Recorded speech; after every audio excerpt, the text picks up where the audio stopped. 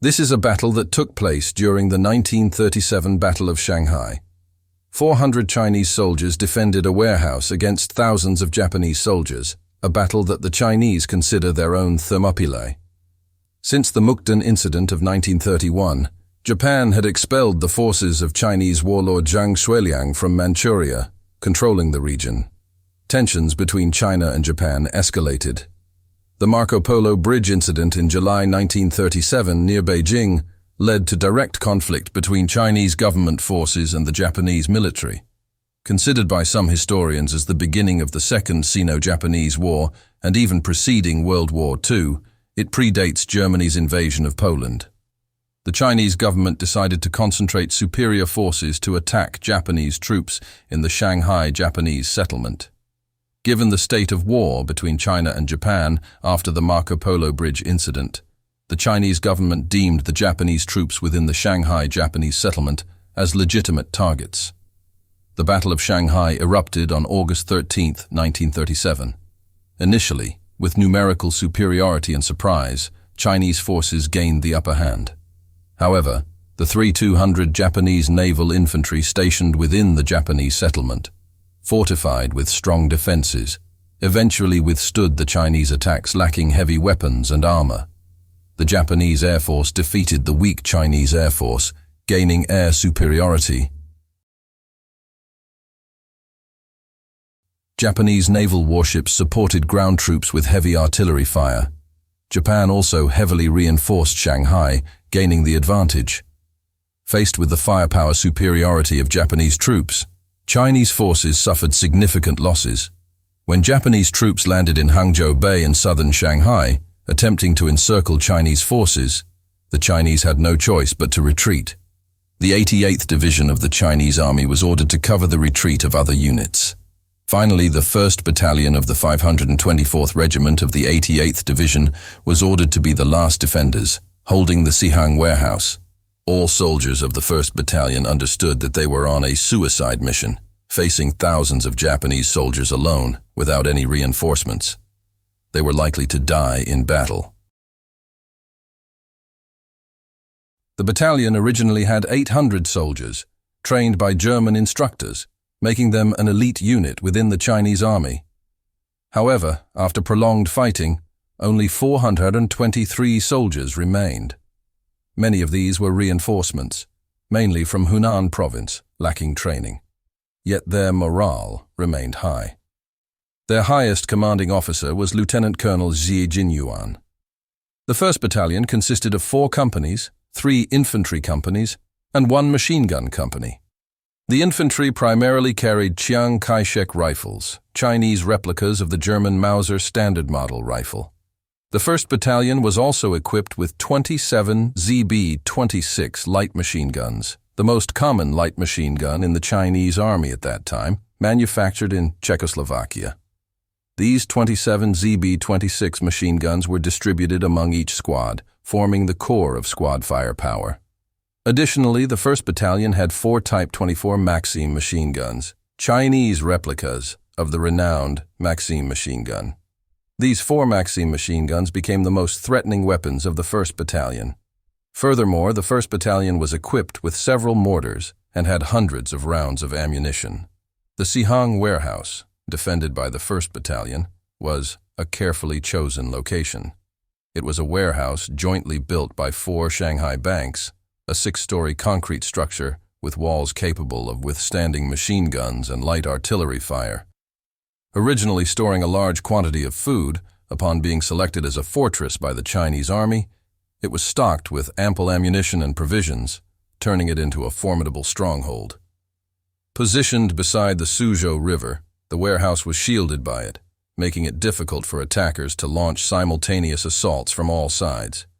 Across the Suzhou River lay the international settlement. As Japan had not yet engaged in war with Western countries in 1937, Japanese troops had to be cautious during the assault on the SiHang Warehouse to avoid inadvertently damaging buildings in the international settlement, preventing the use of naval artillery and bombers to support the attack, and refraining from using the poison gas they often employed during the Battle of Shanghai. The Chinese government selected this building adjacent to the international settlement as the final bastion not only for tactical reasons, but also hoping that this defense near the Western concessions would be observed and reported by Western journalists, thereby increasing pressure on Japan and triggering diplomatic intervention. After Lieutenant Colonel Jie Jinyuan led the 1st Battalion into the SiHang Warehouse, they immediately began defensive preparations. The 1st Company took up defensive positions in the building on the right side of the warehouse. The 3rd Company defended the left flank, establishing forward outposts near the Bank of Communications building. The 2nd Company constructed defensive fortifications along the front and rear sides of the warehouse. The 2 Type 24 Maxim machine guns were positioned on the rooftop as elevated firing support, while the other 2 were placed inside the building. The windows of the warehouse building were all sealed with sandbags, leaving firing apertures. They also demolished nearby buildings to create a killing zone. Along potential routes of the Japanese attack, Chinese soldiers also laid numerous booby traps. Some groups were sent farther afield to serve as scouts. Once the arrangements were complete, the 1st Battalion waited silently for the arrival of the Japanese. At 1:00 p.m., the vanguard of the 10th Squadron of the Japanese Navy Marines arrived near the SiHang Warehouse. A Japanese reconnaissance team, upon nearing the warehouse, encountered booby traps and an ambush by Chinese troops, resulting in approximately 10 Japanese soldiers being killed. Soon, more Japanese forces arrived, and both sides engaged in fierce gunfire. On the right flank, around 200 Japanese soldiers launched an attack. With many buildings in this direction, the Japanese quickly advanced towards the warehouse, with dozens of soldiers entering beneath the wall on the right side of the warehouse, which had no windows, making it impossible for the defenders inside to shoot out. However, soldiers of the 1st Battalion threw mortar shells and grenades from the rooftop down to the ground outside, killing 7 Japanese soldiers and injuring over 20 others, forcing the Japanese to retreat.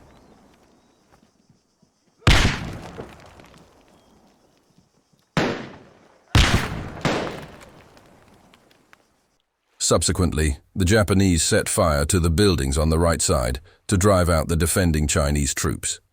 As the number of Japanese troops increased, the pressure on the outer perimeter of the Chinese defenders grew, prompting all Chinese troops to retreat inside the warehouse for defense.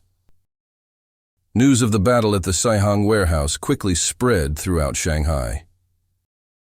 Girl Scout member Yang Huimin made contact with the Chinese soldiers inside the warehouse with the help of British soldiers in the early morning of October 27th. Then, on the morning of October 28th, Lieutenant Colonel Jie Jinyuan established communication with the outside world using the telephone inside the warehouse. Shanghai residents felt immense pride in these steadfast warriors. Approximately 30,000 Shanghai citizens gathered in the international settlement opposite the SiHang Warehouse to witness this final battle. At 7:50 a.m., a Japanese bomber circled over the warehouse but did not drop any bombs.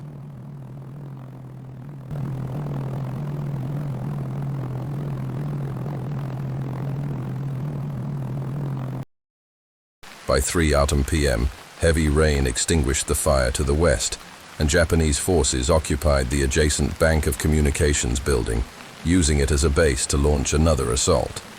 They also deployed machine gun nests and light artillery to the north, covering the western advance. However, the Japanese light artillery was ineffective against the thick concrete building of the SiHang Warehouse, and the 6-story rooftop of the warehouse provided the highest vantage point in the vicinity. From there, the 1st Battalion's Maxim heavy machine guns effectively suppressed the Japanese troops, forcing them to abandon the attack once again. On that day, an officer and a medic from the 524th Regiment of the 88th Division of the Chinese Army led a small group of soldiers to the SiHang Warehouse from another side, joining in the defensive operations of the 1st Battalion. That evening, Shanghai citizens donated over 10 trucks of relief supplies, including food, water, medicine, etc., which were transported to the warehouse via the nearby garbage bridge. Several journalists even entered the warehouse. Japanese soldiers spotted the trucks and opened fire with machine guns and snipers, resulting in the death of 3 Chinese soldiers in the exchange of fire. Lieutenant Colonel Shi Jinyuan communicated with the British officer guarding the garbage bridge, requesting that the returning trucks transport 10 severely wounded Chinese soldiers into the international settlement for treatment. The British officer agreed, and thus 10 injured Chinese soldiers followed the returning trucks into the international settlement. Since the 1st Battalion had not brought any flags when they entered the SiHang Warehouse, the Shanghai Chamber of Commerce decided to bring a Chinese national flag into the warehouse and present it to the Chinese defenders. This flag, carried by the Girl Scout Yang Huimin, who initially contacted the 1st Battalion, entered the SiHang Warehouse. It was Yang Huimin who made Shanghai aware that the Chinese army was still holding out in the final battle. The flag brought by Yang Huimin deeply moved all the Chinese soldiers. Lieutenant Colonel Shi Jinyuan, as the highest commander, personally accepted the flag. Facing the flag, the soldiers pledged to defend themselves to the death. Yang Huimin was deeply moved, and she requested the names of all the soldiers from Lieutenant Colonel Shi Jinyuan. She wanted every hero's name to be remembered by the citizens of Shanghai. To prevent the Japanese from knowing the exact number of defenders, Lieutenant Colonel Shi Jinyuan gave Yang Huimin the roster of the original 800 soldiers in the 1st Battalion, many of whom had already perished. However, after Yang Huimin brought back the list to the international settlement, the story of the 800 heroes spread throughout Shanghai. In the early morning, a 13-foot-wide Chinese national flag fluttered above the SiHang Warehouse.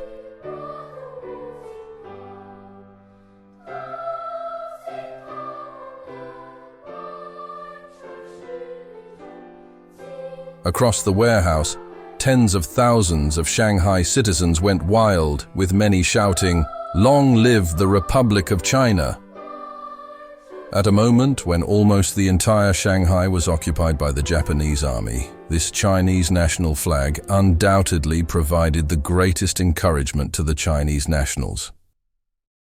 However, the Japanese were furious about this. They sent fighter planes to try to destroy the flag. But under the anti-aircraft fire from the defending forces and the fear of triggering Western public opinion pressure, the Japanese planes ultimately abandoned the attack. At noon, the Japanese launched a massive assault.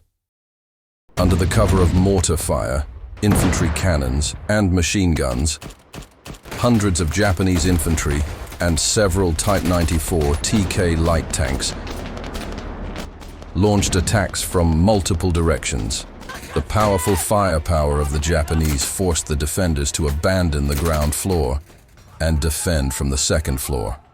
Japanese soldiers breached the ground floor, attempting to climb into the second floor from outside using ladders, leading to hand-to-hand combat.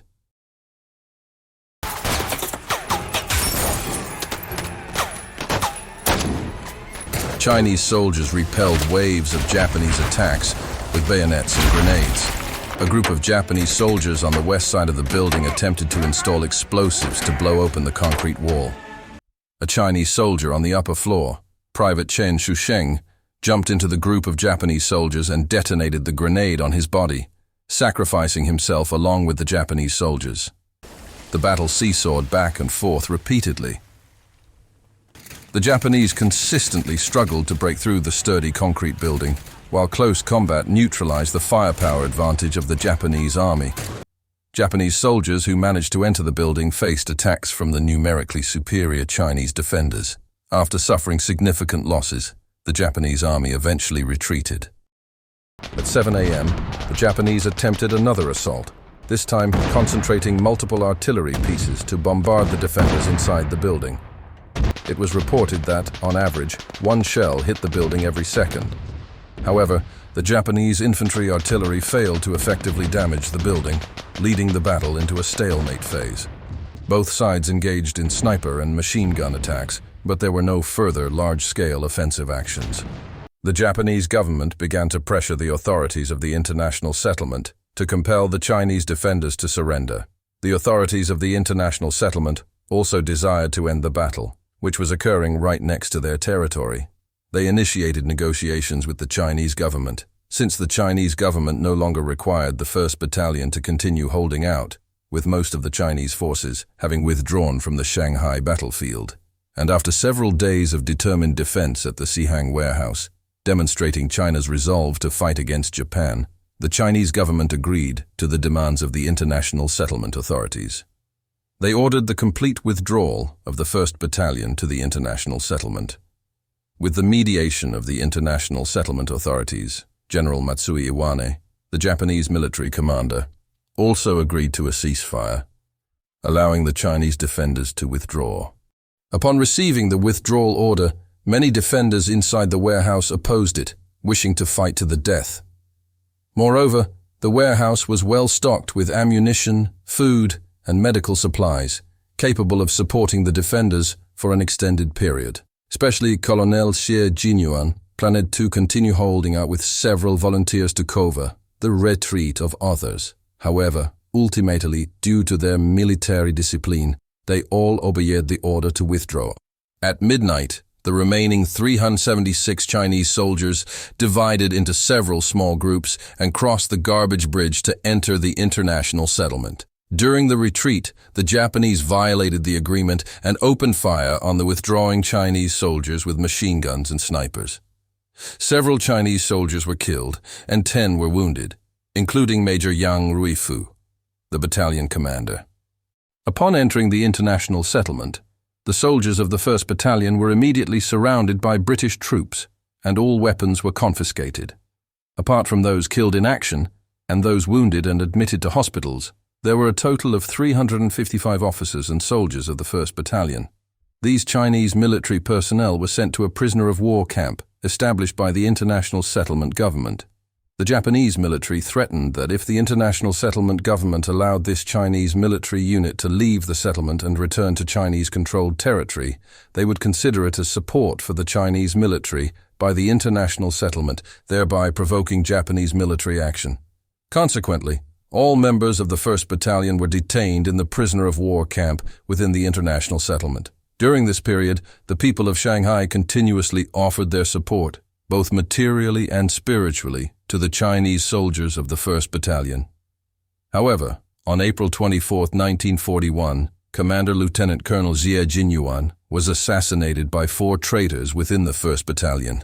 These 4 traitors were bribed by the intelligence agency of the puppet government of Wang Jingwei, which collaborated with both China and Japan. After the assassination of Lieutenant Colonel Xie Jinyuan, 100,000 people in Shanghai attended his funeral. The 4 perpetrators were arrested, tried, and sentenced to death, then executed. On December 7, 1947, Japan attacked Pearl Harbor and declared war on the United States. On December 8th, Japanese troops attacked the international settlement of Shanghai and captured the soldiers and officers of the 1st Battalion. They were dispersed into several groups and sent to different places for forced labor. 36 soldiers were sent to Papua New Guinea for forced labor. Some soldiers managed to escape during forced labor and rejoined the Chinese military to fight against the Japanese. With Japan's defeat and surrender in 1945, all soldiers of the 1st Battalion regained their freedom. Although the Battle of SiHang Warehouse in the Second Sino-Japanese War was not particularly intense tactically and did not possess extraordinary features, it became a symbol of China's determination to continue fighting against Japan, despite facing a much stronger adversary and seemingly inevitable defeat. This is why the Chinese regard the Battle of SiHang Warehouse as their own Thermopylae. This is the History and Weapons channel. Please subscribe to my channel. It's very valuable to me.